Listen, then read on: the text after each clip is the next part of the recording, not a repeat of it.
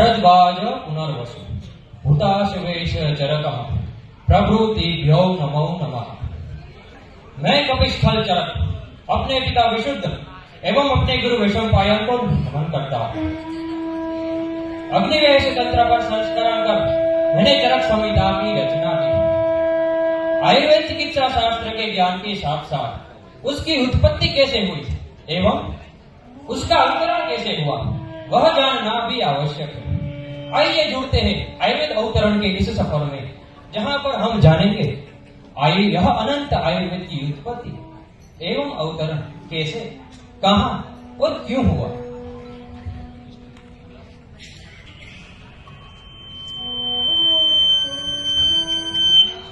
जैसे समग्र संसार के ज्ञान का बोध ब्रह्मा जी से प्रारंभ है, वैसे ही यह अनंत आयुर्वेद का ज्ञान ब्रह्मा जी से जुड़ा हुआ है।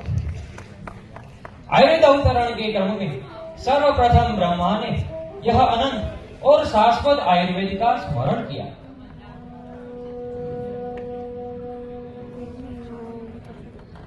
बाद में ब्रह्मा जी ने यह ज्ञान अपने मानस पुत्र प्रजापति दक्ष को दिया।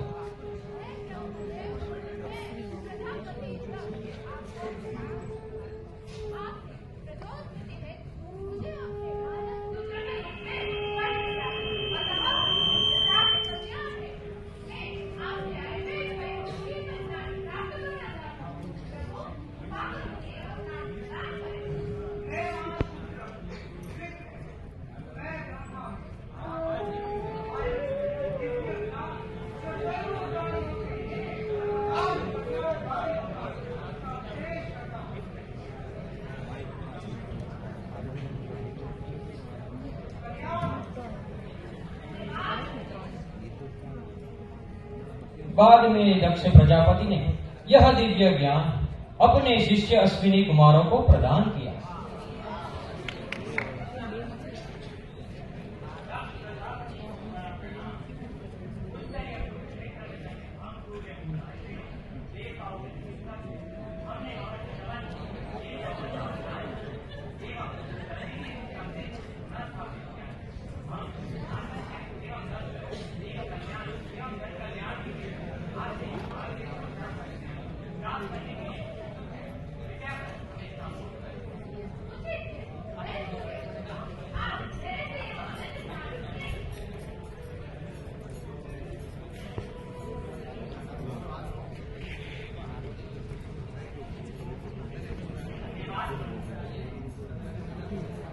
बाद में यह ज्ञानावतरण के क्रम में देवराज इंद्र को अश्विनी कुमारों से ज्ञान प्राप्त हुआ।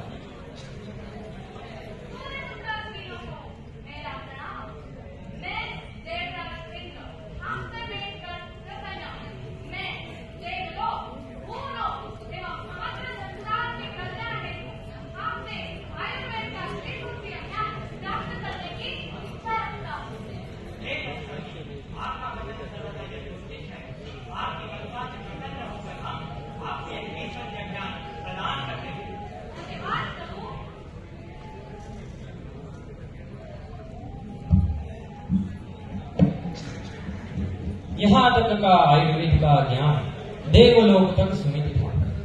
कुछ समय पश्चात जैसे जैसे भूलोक में सतयुग समाप्त होने लगा, वैसे वैसे प्राणियों में व्याधियों का आतंक बढ़ने लगा।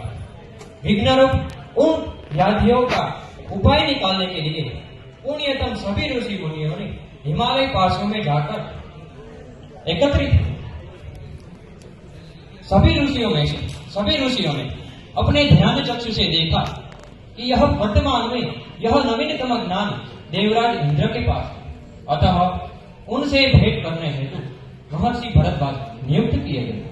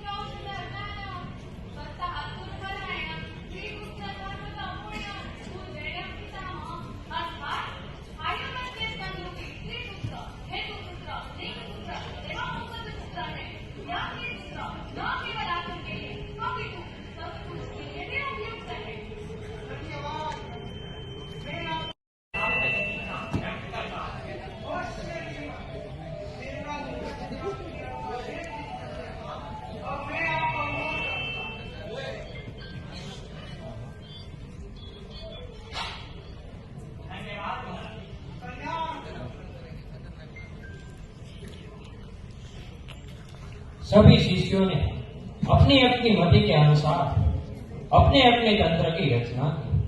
उनमें से अग्निवेश ने अपनी विशेष बुद्धि से प्रश्नोत्तरी के रूप में यह ज्ञान पुनर्वसु आत्रेय से प्राप्त किया। हे गुरुवर, द्वादश सहस्त्र श्लोक, द्वादश अध्याय एवं अष्टस्थान युक्त यह तंत्र मैं आपको अर्पण करता हूँ।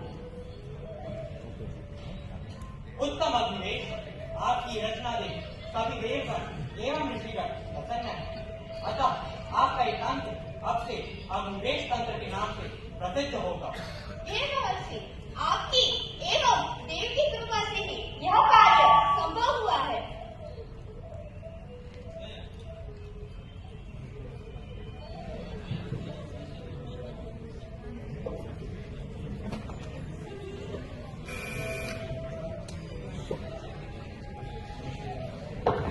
दीर्घ काल पश्चात जैसे जैसे आयुर्वेद चिकित्सा शास्त्र के नए नए सिद्धांत बनते गए, नए नए उपचार आदि की खोज होते, तब मुझे यह समझ आया कि इस अग्निवेश तंत्र का संशोधन एवं संस्करण किया जाए।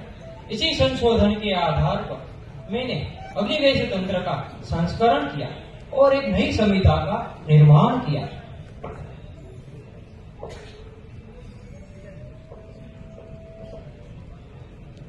विंशति अधिकम शतम अध्याय एवं अष्ट स्थान युक्त यह संहिता चरक संहिता के नाम से प्रसिद्ध है। कुछ समय पश्चात यह संहिता का तृतीय भाग अप्राप्त हुआ। उसे पूर्ण करने हेतु पंचनंदपुरा में जन्मित कपिलबल के पुत्र दृढ़बल ने यही संहिता भूतपति शंकर की आराधना एवं शील और उच्च वृत्ति से पूर्ण किया। इस तरह संपूर्ण आयुर्वेद का देवलोक से भूलोक में अवतरण हुआ।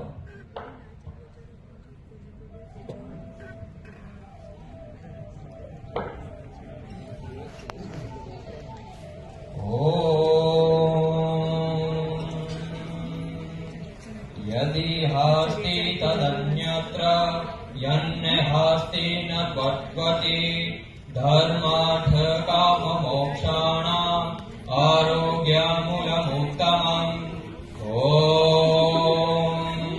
सर्वे भवन्तु सुखिनः, सर्वे सन्तु निरामयः, सर्वे भद्राणि पश्यन्तु, मा कश्चित् दुःखभाग् भवेत्।